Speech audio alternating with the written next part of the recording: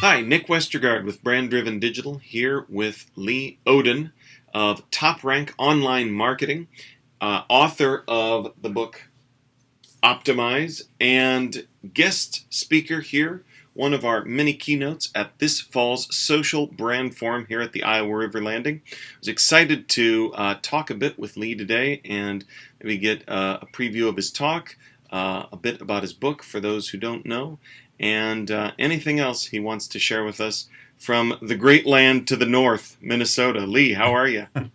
I'm doing great, Nick. It's yet another one of those days on the lake, looking out on to what I can't go do because we're working hard. I was going We're to say, working is hard. there a bad day working on a lake though? That would be my first question. Well, it's funny you say that because even when it's 20 or 30 below, a little community of ice houses with satellite dishes forms, and they throw down a little dirt and they have a bonfire, so we can go over there and say hi if we want to, and get some bottle bass or whatever it is that they're fishing for. That's great. That's great. So ice fishing shanties then. Exactly. A Well, cruise. some of them are more like a palace, but yeah, Right. I guess yeah. You'd have to put shanties in air quotes shanty, because yeah. the chalet. Exactly. Well, no, that is great. It makes me think of we should get you on the Work Talk show, the podcast that I do with DJ Waldo, who will also be at the forum. Maybe we could sneak in some time for a live show even there.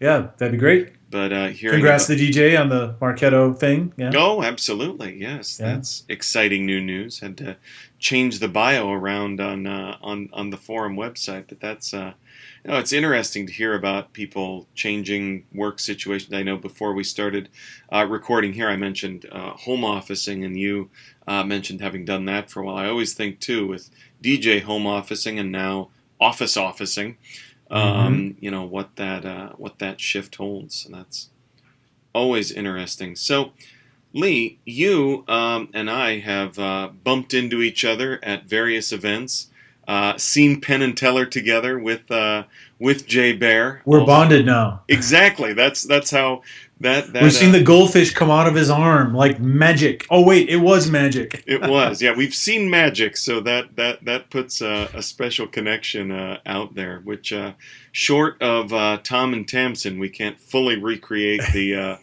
Penn and Teller experience here in Iowa. That, and we also don't have Penn or Teller yet. Uh, well, here's some trivia. I guess Penn and Teller started their career at the Minnesota Renaissance Festival. Oh. I was told that by my 10 or 13-year-old, so it must be true.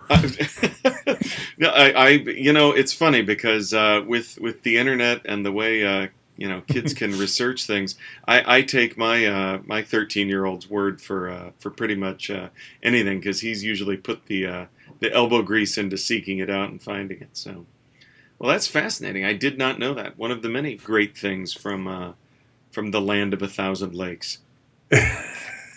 So, Lee, for the folks that don't know, can you give us kind of a snapshot of, what you're doing when you're not speaking at an event? I mean, your mix of client work and what else you do.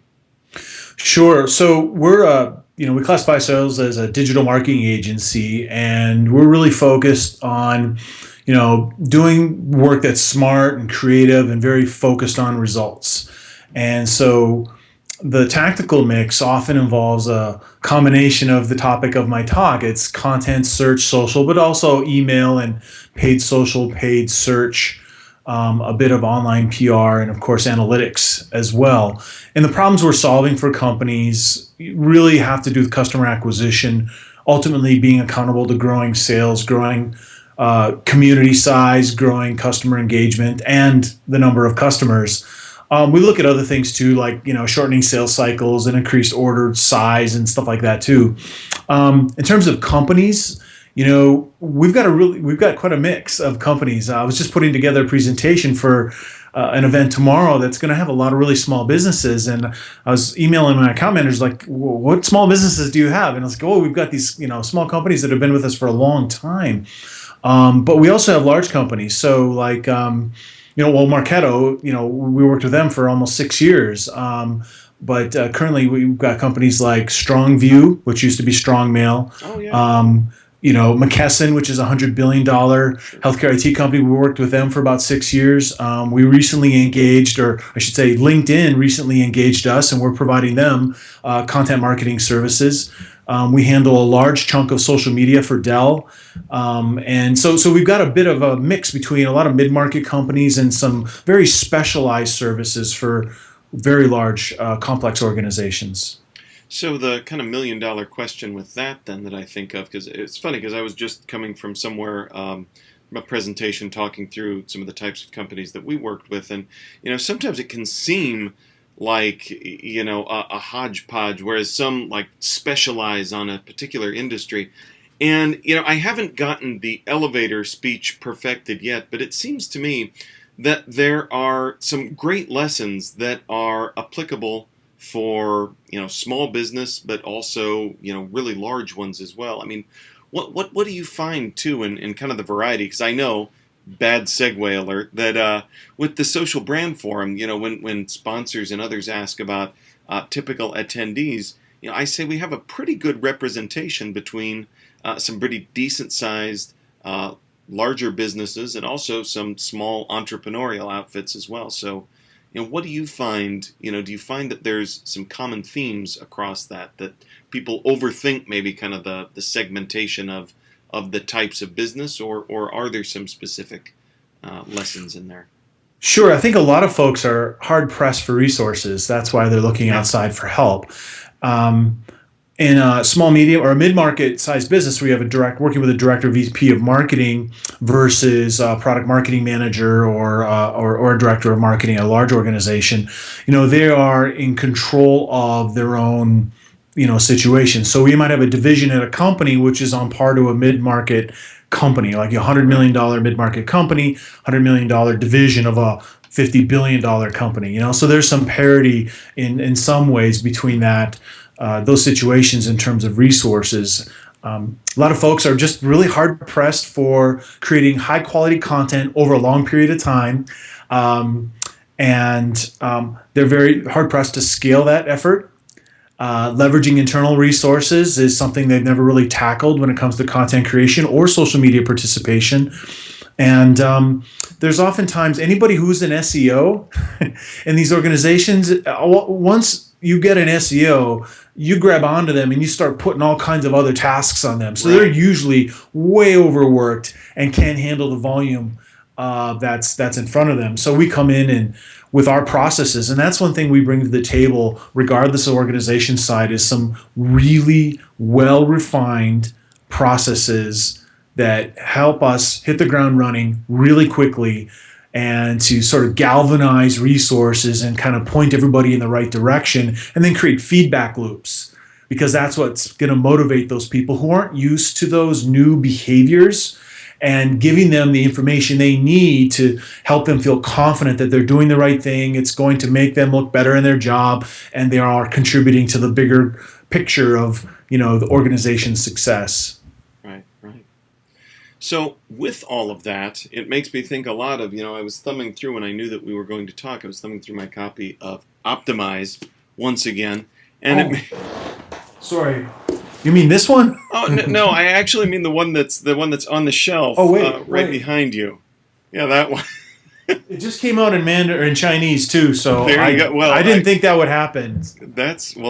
I know some people have their books come out in 15 different languages. I'm happy to just have English, I was actually. gonna say, yeah, English is a good start. No, but for those that don't know, I mean, I'm always, this is one of those books that, as an event organizer, I'm really excited that our first 100 registrants get a copy of this, because it's one of those that it sounds like a bad plug, but that I'm happy that people will have on their kind of marketer's bookshelf, because it's always one that, I know I've got pages dog-eared. I mean, I think of it as almost, in a lot of ways that it's kind of a content optimization cookbook. And for those that may not be familiar with the book, can you give us kind of the elevator pitch there?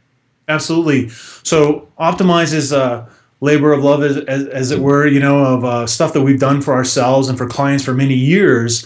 When we started as a PR firm, I came in as the SEO guy. So we're already having to deal with different unexpected tactics working together. And so many of the optimization projects dealt with very finite amount of content. So we're always looking for more different types of content. So we started optimizing customer service content and job listing content and public relations content, and started really focusing a lot more on content creation way before it became the trendy thing to do, at least in the SEO world. Right. And so Optimize is a book that's going to prepare someone, regardless of whether they already have deep SEO or deep social media experience or deep content experience, with a roadmap of how to plan your strategy that factors those things working together. And because the siloed or disparate efforts, specialized efforts with content creation, making great content, having great engagement with your social community, or well optimized in ranking, doing those things individually is like going to battle with a divided army. There's going to be holes. You're going to have weaknesses. You're going to be leaving ROI on the table all over the place. So this book helps you roadmap it out, plan it out right for your organization. And then the middle section of the book is deep with tactics, right? Customer segmentation, buyer persona development, keyword research, content planning, link building, social media promotion, social network development, and analytics, of course, too. And then the third section of the book helps you take those things you learned in the first section and start to look internally for process development and training, so you can start to scale those things you learned across the rest of your organization or within different companies in your larger group. Well, and that makes me That's think. what it's about. Well, in a nutshell. It makes me think of too, what we talked about before, with many organizations being resource challenged too, and talking about leaving things on the table. It also makes me think of leaving time on the table. That there are so many of these areas, where there's dots that need to be connected. Where it's sometimes a mistake to approach, whether you're talking about your paid efforts or other efforts, as kind of siloed off. And this, Yeah. to me, really kind of drove home that there's too many people that kind of think of those as isolated areas that that we work on. A lot of practitioners think of things in terms of their own expertise too, as you do, right? But they tend to think very tactically, it seems like. Like, let's be the best content marketers out there. Let's be the best SEO or whatever. And I think what Optimize starts to do, and our blog kind of carries through this with the posts that we do every day, is to take a different perspective and be a lot more empathetic towards the customer. So what's the customer journey like? What's it like to buy from you? What are the things that happen that cause a person to need what you do? And how can you map that out? How can you architect a content plan to provide disparate customer groups with the information they need to move them along that buying cycle? And of course, as you know, it's never a linear thing, right? So the way I characterize it now, I didn't in the book, but the way I characterize it now is just being the best answer. How can we be the best answer for what it is that our customer is looking for? So our customer could care less if you're a good content marketer or a good social media marketer, or if you've got great SEO. They don't care. They've got a problem. They're going to go look where they're going to look. And they might ask a friend who gives them a recommendation, and they take that recommendation, go to Google and search on it, and they're going to be presented with content.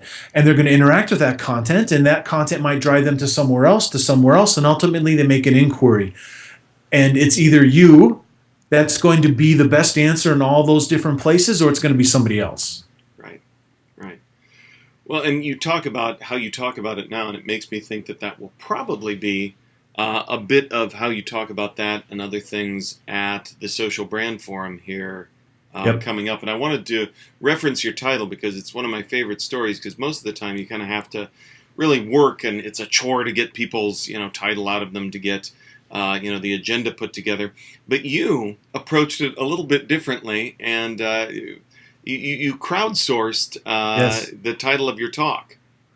Yeah, well, I get to speak a little bit, and sometimes people say we want you to speak on this, or what would you like to talk about? Is most often the thing that comes up, and I just thought I started doing this recently, and so I went. We've got about 26,000 or so fans on Facebook, so I went to Facebook and also Twitter, and just well, I use Twitter to feed the Facebook, but within Facebook, I listed like 5 or 6 titles, and like, hey, which one do you like? And people liked "Win More, Suck Less."